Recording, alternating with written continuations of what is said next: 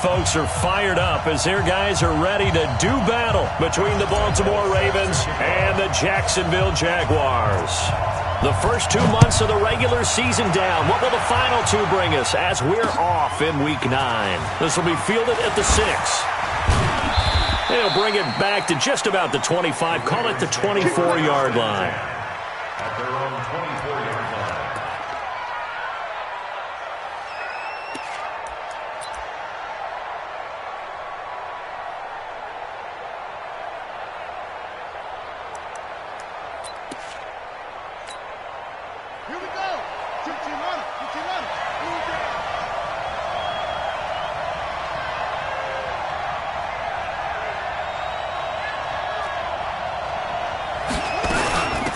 And the former Heisman winner, this is Mark Ingram. And not much there.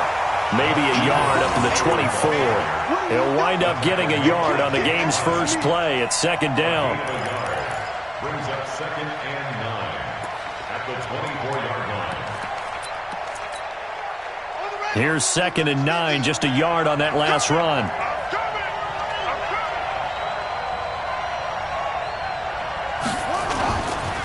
They run. It's Mark Ingram. And he'll be upended at the 28-yard line. Just a 3-yard gain there.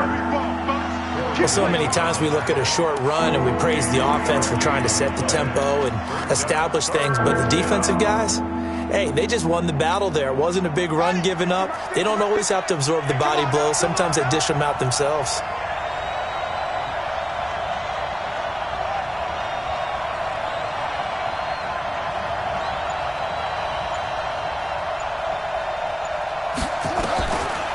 Third down, Jackson.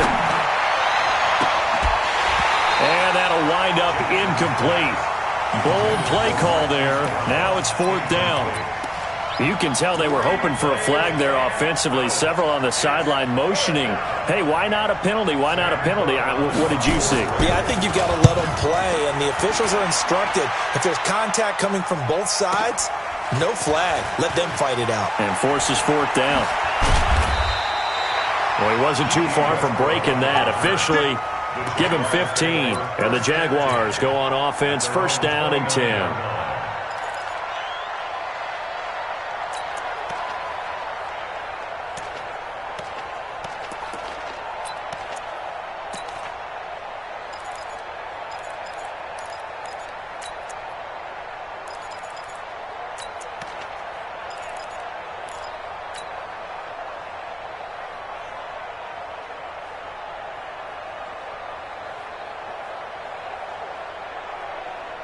Foles and the Jags come up now 1st and 10. Just shy of the 30.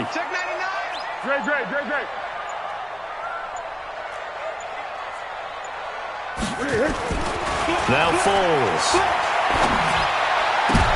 Into a double team, and it's intercepted. It's the former Seahawk, Earl Thomas. And he's able to get it back to the 41-yard line.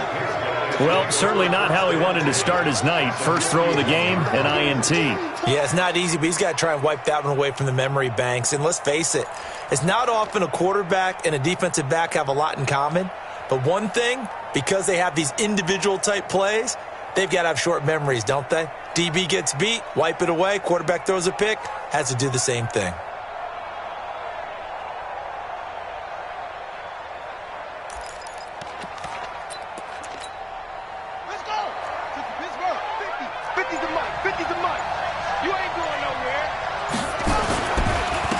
They run for the first time with Justice Hill.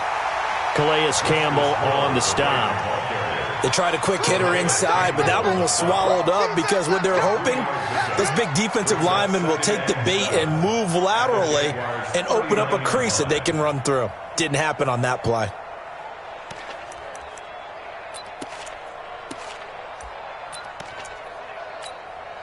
Right. 3 yards on that last carry. Here's 2nd and 7.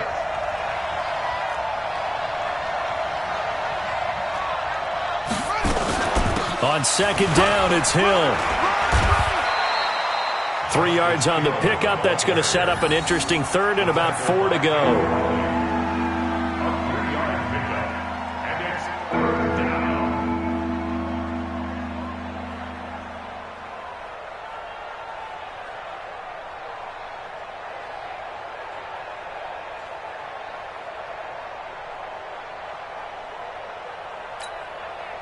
And the Jags have 5 in the secondary here on 3rd down.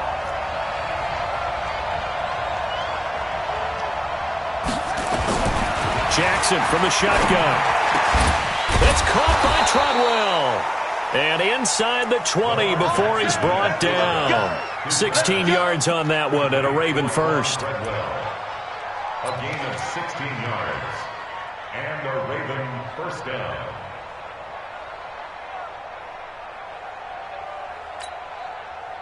Here we go. Henry. Let's go, D. Big series right here. We got to step it up. Now a first down carry. It's Hill. And running room scarce here. He's going to be stopped in his tracks at the line of scrimmage. Telvin Smith that time there to make the play. But we just saw a great example of what we talked about with his coach prior to the game. He's definitely one of the better linebackers at reading a play and flowing to make the stop before it turns into something big.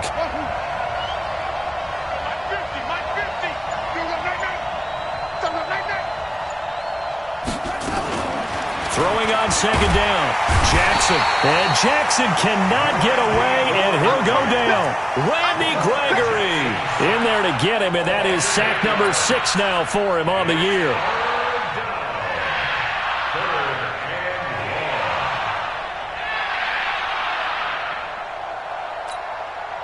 Now after that sack, it's 3rd and long for Jackson and the Ravens. Pick it up, defense. Let's go.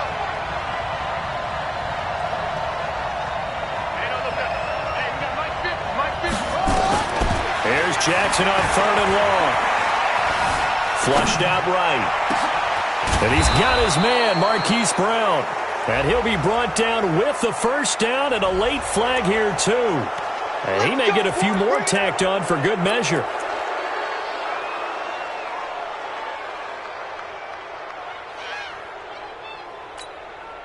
So now then the penalty's got him set up with a 1st and goal.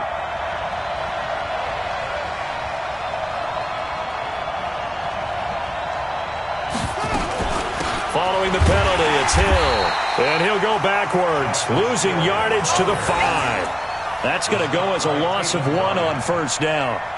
Early down stuff to put this offense in a precarious position. We know that securing the point of attack, especially against the big-bodied guys in the middle of this D, has got to be priority 1. Back at the 5-yard line now, 2nd and goal.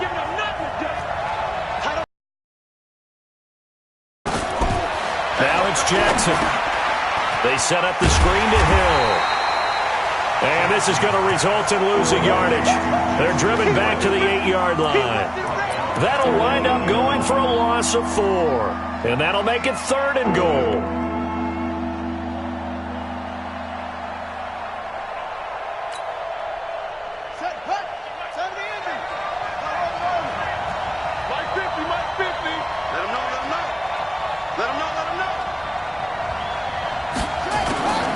From the gun, it's Jackson.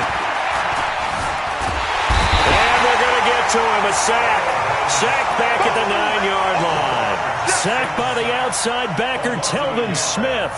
2 sacks last week, another one right here. He's been unblockable lately, and I think that goes all the way back to not just his offseason, but the film study he's been doing during the week, because I think he's found matchups that he likes, and he's capitalizing. A few times he's even defeated double teams. He doesn't care at this point. And that one, my goodness, that was almost too easy. Yeah, and you're not going to have too many attempts shorter than that one. I don't think anyone got a finger on it. That's about as bad a miss as you can have.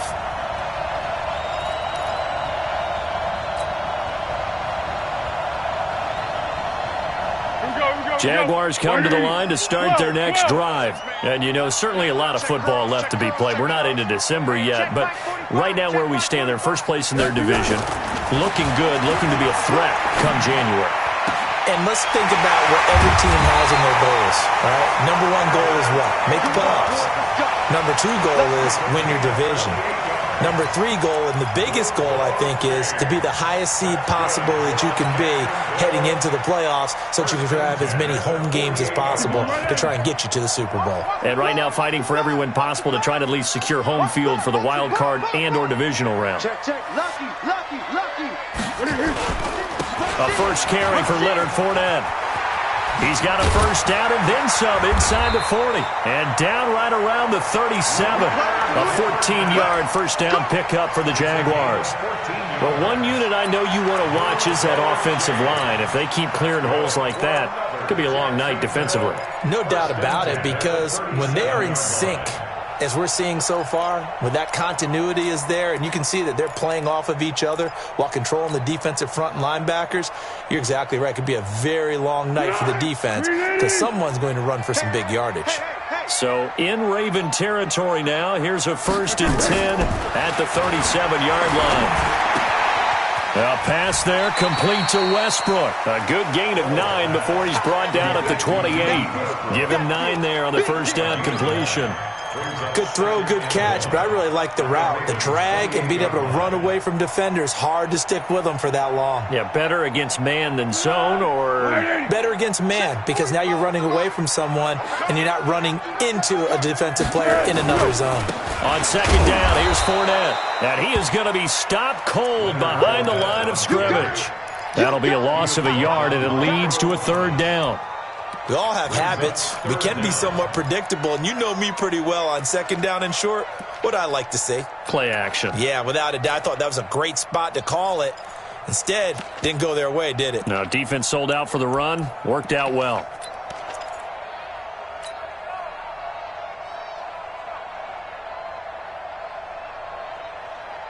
On the ball! On the ball! On the ball! On the ball! Guys, it's game situation. Let's go. Here we go!